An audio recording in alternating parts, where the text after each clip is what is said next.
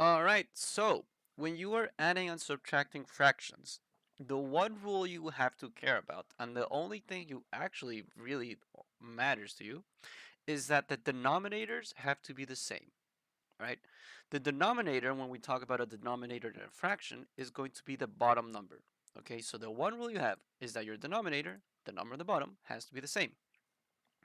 Denominator is just fancy math language, okay? Unfortunately, it is the kind of thing you have to memorize or learn, okay?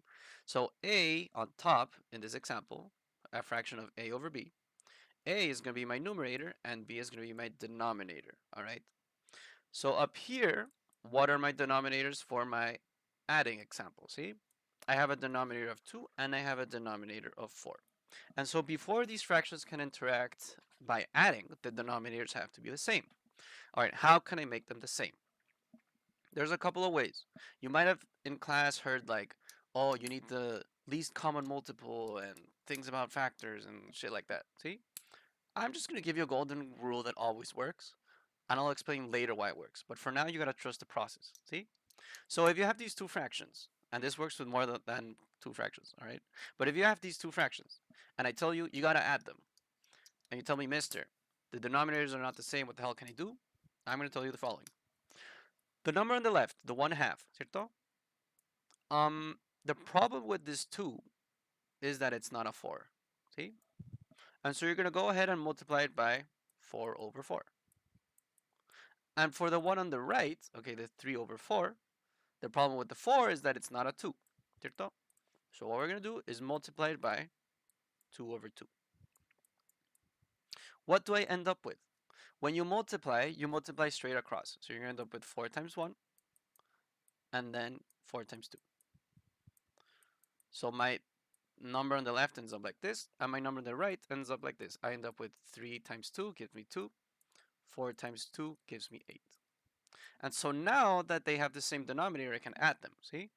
And so the step that's in between, all right, looks like this. You're going to end up with, this is the same as 4 plus 6 divided by 8, which is going to be 10 divided by 8. And if you need to simplify it, because they're both even, you divide by 2, 5 over 4, all right?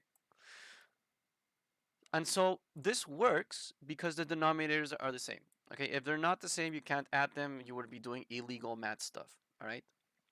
And so the golden trick I just showed you is like, yo, just multiply by 4 over 4, which is the denominator of the other number, like twice, and by 2 over 2, which is the denominator of the other number. ¿Cierto? All right. Why does that work? Why is it legal? Well, let's say I have, I don't know, whatever, man. Same scenario. I have 1 over 2. See? And I multiply 1 over 2 by 1. So if I multiply by 1, it's the same as 1 over 1.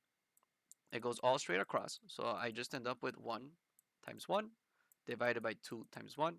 This just gives me 1 over 2. So my number didn't change. Why did it not change? It didn't change because you're just multiplying by 1. If you multiply by any number by 1, it's not going to change. It's going to be the same fucking number. All right. Having that in mind, what else is 1? I know that sounds weird, but what else is 1? So 1 over 1 is 1. See? What about 2 over 2? Well, I don't know. How many times does 2 enter 2? It enters once. So 2 over 2 is 1. 3 over 3 is 1. 4 over 4 is 1.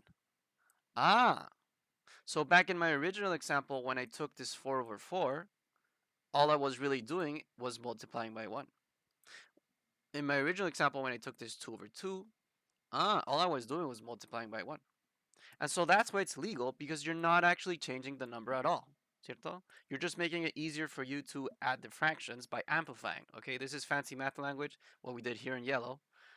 This and this is both a situation of amplification. All right, you're just making like the fraction bigger.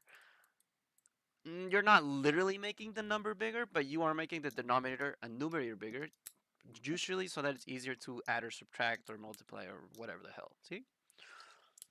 And so that's the example for adding.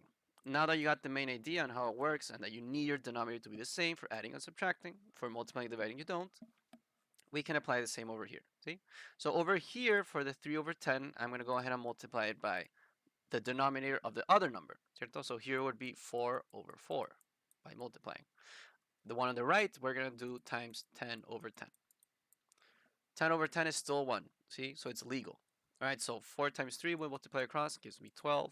4 times 10 we multiply across gives me 40 minus 7 times 10 gives me 70. 4 times 10 gives me 40. So now these numbers can interact because the denominators are the same. It's the one rule I care about. How did I get there? By amplifying, by multiplying by 1. See, and it's legal because you're multiplying by 1. You're not actually changing the number. You're just making it more friendly to deal with because no one likes fractions. But now that we know this trick, maybe we like it a little better. So what happens here? I end up with 12 minus 70 divided by 40, which is going to give me, you math nerds out there, help me. It's going to be 60, 58. Negative 58 divided by 40. They're both even, so I come divide by 2 to simplify it a little bit. You end up with 29 over 20. Negative. See? And yeah, I think I would just leave it here. See? At the end of the day, for adding or subtracting, guys, the one rule you need, okay, the only rule you need is that the denominator, the number on the bottom, has to be the same. And you can do that by amplification. And amplification is legal because you're just multiplying by 1. I hope it helped. Take it easy.